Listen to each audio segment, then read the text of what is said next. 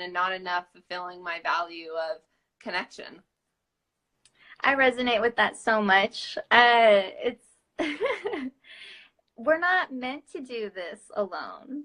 We're not meant to live alone. We're meant to connect with people. We're meant to have community. And just like you, like even before I met Wake Tribe, like I was like looking for my tribe. I was like, where they're at? Well, I don't know. I haven't found them yet, so I'm gonna just keep doing me and keep being my hermit self.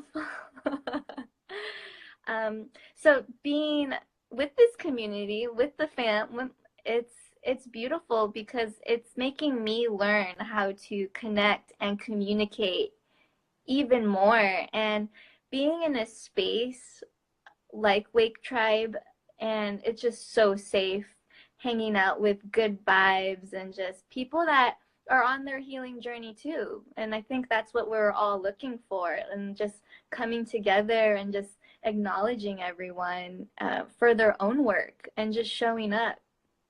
And it's so beautiful. It's so beautiful to connect with people. I feel like I have so much support and brothers and sisters. Like, this is my fam. This is the tribe. And I could not be so more grateful. Like, this is just, I love it.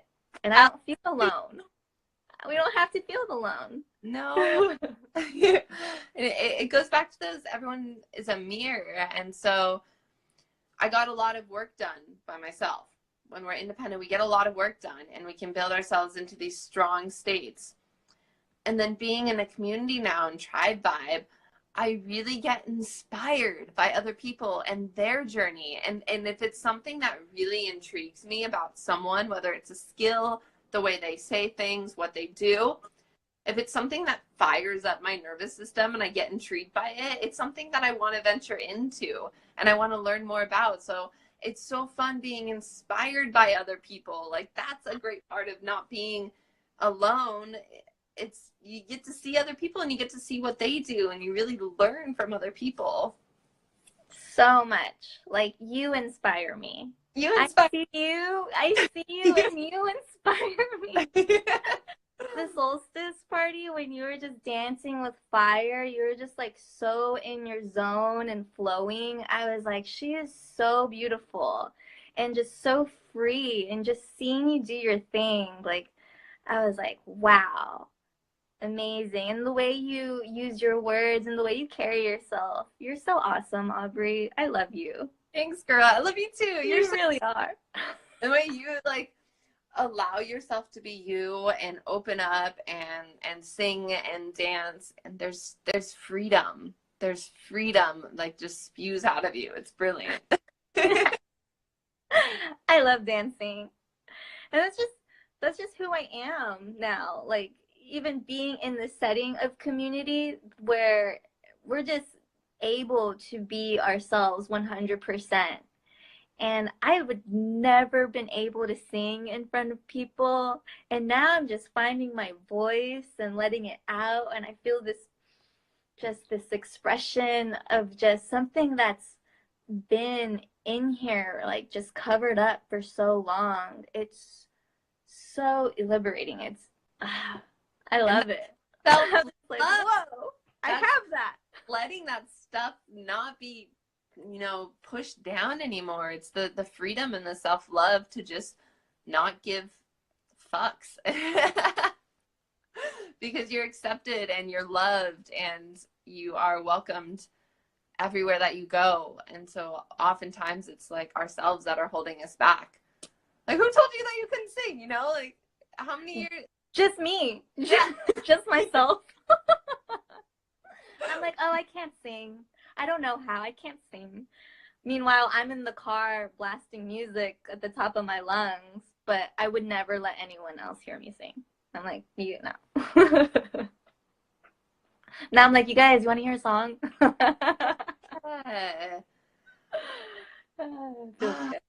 It does feel good. That's the openness and the fluidity and allowing yourself to be seen, right? Because you spent so much time singing in the car, and Now you allow yourself to be seen so you can share your gift with other people. And there's so many gifts. There's one book called Grit, by Angela Duckworth, and it goes along the lines of, wherever I go, I allow myself to see greatness in others, whether it's greatness undefined or greatness undiscovered. You never know who's going to change the world, so you might as well assume that everyone will. And it really is like this welcoming spirit to allow people to show their greatness. And it's creating, we have the opportunity to create the safe space for other people, so that we don't have other people experiencing similar things like we did, which was just holding ourselves back for no reason, just because it was us. Yeah. I love that. And you're right. Everyone has their gifts and they should be able to share. And I think getting to that point, it's hard for people. I feel like there's a lot of people that are older and they still close off. And I'm always I'm always nice to everybody. I see them, I'm like walking down the street, I smile, I'll spark conversation, and I just like invite people to the space where I feel I'm happy, I feel good, and I want everyone else to feel that way too. So maybe they're not feeling invited, or maybe they don't know anyone that, or maybe they don't have anyone around them. I'm not sure, but I just want to share that with them. Were you Because told not to talk to strangers at all? yeah. Oh my goodness. Yeah. What? Strangers are amazing. Yeah, people have different, of course there's going to be like that one off-kilter person that doesn't have the intentions. For the majority, like, talk to strangers, because you never know who hasn't been talked to that day. Exactly. And that's how I see it. And I'm just like, I always want to just say what's up to everyone. Like, hey, how you doing? Like, what's going on? And it's my mom. She's just like, no, don't talk to anybody. Be careful. She's very like, Yeah. I'm like, Mom, no, like talk to people. But I see her and she's just very closed off. She's very closed off. And so I see that, and I see why I was raised. Well, I came out to be like that. I came out to be a little hermit because she was also like that. She is like that. So being able to actually like take her out and have these kinds of conversations with her to like kind of open her mind and her understanding it too. She's just like, yeah, you're right. You know, I'm gonna do better. I'm gonna hang out with some friends from work. Or so to see her like making the effort to want to change is awesome. And for me to be part of that process is really cool because, you know, I'm teaching my mom some self-love to like, hey mom, like, you know, you have some gifts too. You're cool. Like, you're funny. She's so funny. She's funny and she's so sweet. I love my mom. Oh. Yeah, I love her so much. I'm like, Mom, like, I think people want to get to know you. Like, come on, let's go out. Let's go out. Let's just have a walk, or let's just be outside. So we'll go for a walk. Just to get her out. Wow. Yeah. Yeah, my mom does the same thing. And maybe it's a generational thing. I think this is why like tribe vibe is just really important. The generations of like my parents, it's kind of, what are we taught? We're taught to find one person, marry them, have kids, and then literally trap yourself through four walls and have a house and separate yourself from everyone else. And I importance of family, don't get me wrong. However, when you block yourself just in those walls, the values of reaching other people in the community aren't met, because you're literally like putting yourself in this box. And so I think it's beautiful that you're, you know, allowing your mom to see who she is through the words that you're saying. And you're saying she's fun, go hang out with people. Like, my parents don't have a lot of friends. I ask them who their friends are, and they they name like a few that they haven't seen in a long, long time. And I know that, you know, Wake Tribe 20 years from now, we're going to have community. We're going to have people outside of just our familial, you know, lineage that are there for us and will support us and will have fun with us. That's so exciting. Like, we're creating that. We're creating that community and that environment. And so it's just, yeah, I mean, I could see us all having families and all like the kids, you know, growing to play with each other. And it's just so sweet. It really is.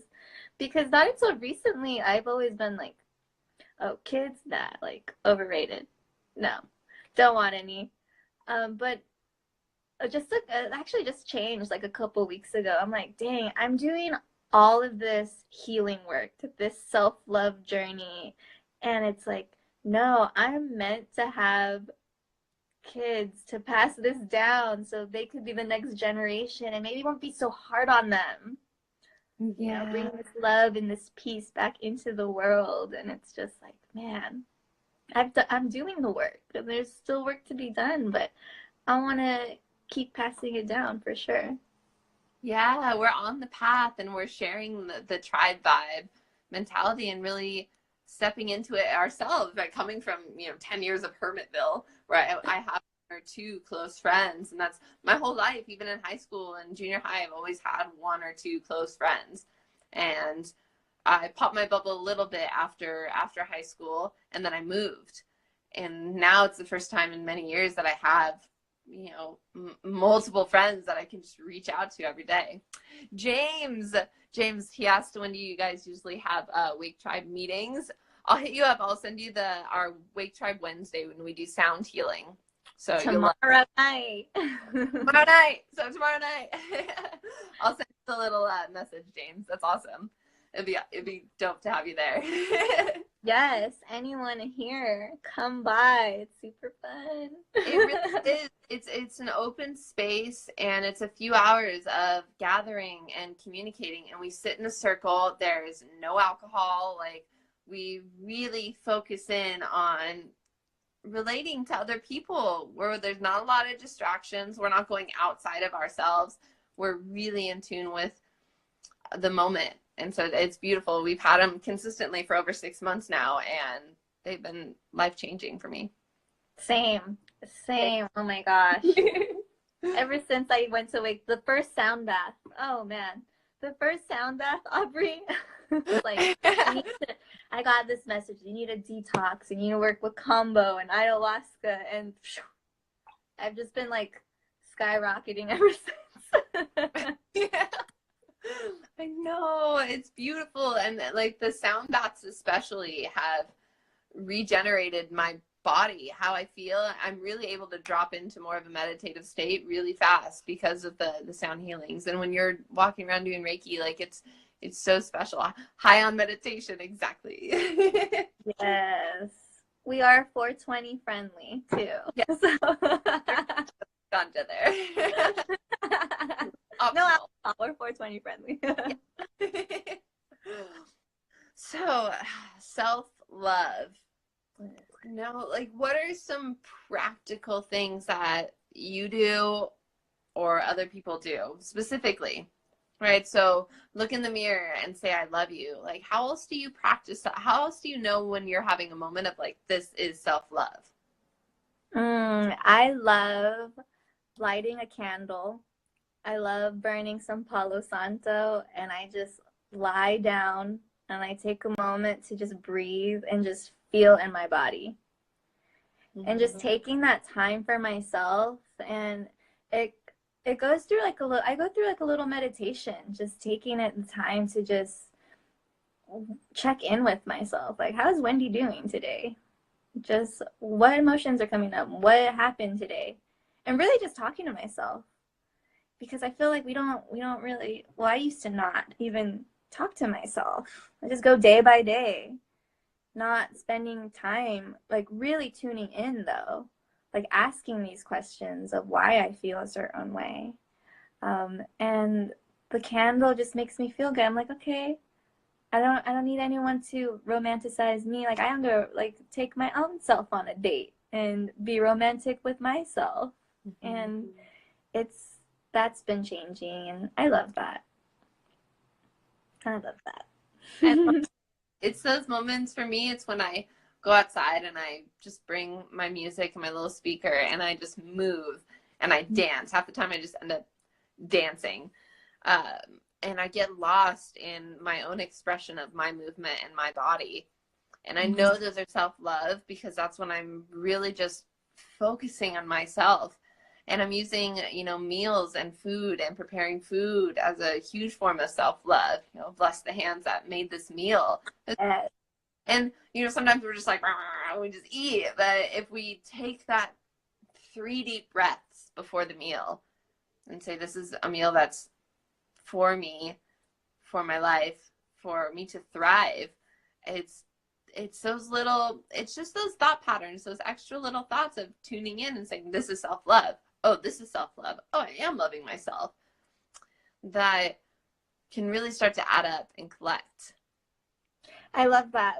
Food has been such a huge thing for me and um how it just makes me feel. Like I was eating so much junk and I was just like feeling bloated and gassy. I'm like, oh, my stomach hurts. Why did I eat that cheeseburger, that pizza? And it was for so long. And ever since I started eating healthier, I'm like, oh, I feel better. I feel good. Yeah. And the detox. Oh my gosh, the detox is game changer. Having my power shake, I'm just like, oh man, I love me because it makes me feel so good when I drink it. Same. It's Food, man. nutrients, and you feel a difference, like on a cellular level. You feel a different energy, and you don't feel the bloatedness or the gas anymore, and your stomach's not mad at you. You're really giving yourself that that food that your body needs to thrive, to feel good. And then once you start feeling, then you just get used to it. And then it's just a complete lifestyle change. Like I'm sure you've had a complete lifestyle change with that kind of stuff. And then once you're in the habit of it, you can't go back. There's no way. Like I think it was like over Thanksgiving. I started like I just ate everything. I was like, it's the holidays. I'm just gonna eat everything. I felt horrible. And I was like, this is exactly why I don't eat this stuff anymore. So like, true. If anyone has any food questions, let us know, because And my brother, he's funny. He's like, the other day he ordered pizza, and I'm like chopping up like cucumbers and carrots. And I'm like, do you want some cucumbers? And he's just like, oh, okay. And he takes a bite of the pizza, and he's just like, man, this pizza's really good. And I was like, dang, it does smell really good.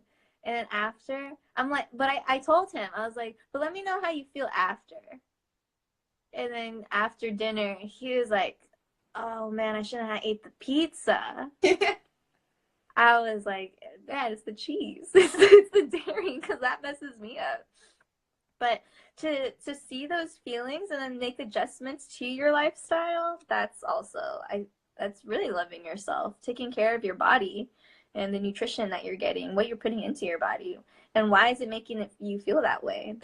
I have a friend, I remember she's saying like, oh yeah, I'm gonna go eat like Korean barbecue. I'm probably gonna be like just super bloated, not wanting to do anything after. I'm probably not gonna want to do anything. And I'm Sounds just like, fun. Yeah, okay. So and and why do you reward, do that to yourself? right? So in a sick form of it, the binge eating that I was experiencing for so many years was a form of self-love. It was a way that I was negatively receiving self-love, if that makes sense. Like it was self-love, but the repercussions and all the consequences around it were very negative. but I was giving myself the opportunity to just eat whatever I want, you know, just get whatever you want. And it was that sick form of self-love. That's why it was such a battle to finally release, because it was giving me that value of self-love until I started to find other modalities of self-love. And I started to fill my cup in other ways to where that was no longer, I mean, with addiction, it's the same way. I worked with people for addiction for 2.5 years, and they would go do it because it's that release of like, I'm going to do whatever the fuck I want. And that's a form of loving yourself. However, you look at the consequences around it and the negative things that you're receiving from it as well. And then over time, the negatives, the cons outweigh the pros. And you're finally able to release the habit because you're finding pros elsewhere. Through nutrient dense foods, we're actually feeling good. Through movement, through just being in your body, breathing. Yeah. My go-to after a heartbreak or every time I felt sad was ice cream. And I'm just like, see, that's the thing. That's like the girl on the couch sobbing, eating ice cream. It's like a society thing for sure. Like, that's going to make you feel better. And it's good for like 2 seconds. And then it's just like, Yeah, it does momentarily. And we tend to like block out the negative parts. And our brain's like, no, but it feels so good. And it's like, you know what else feels good? Not doing it. You know what else feels good? Showing yourself that you have control over.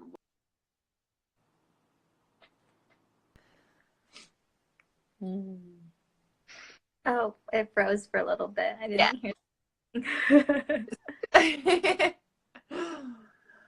So, final words on self-love. What has been your biggest lesson for self-love? Like, what has been the biggest journey?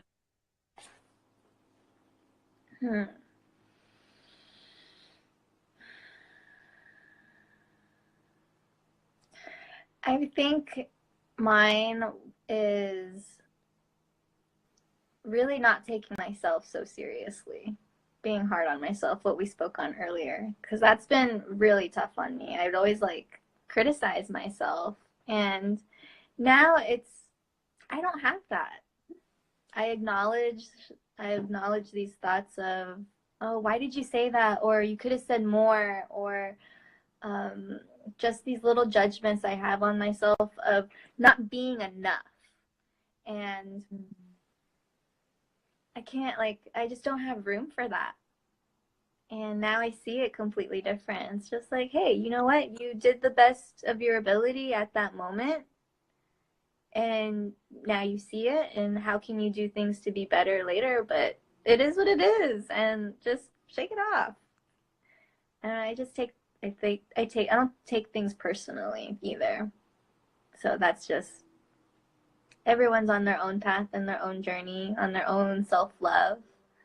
And I appreciate everyone doing their own work.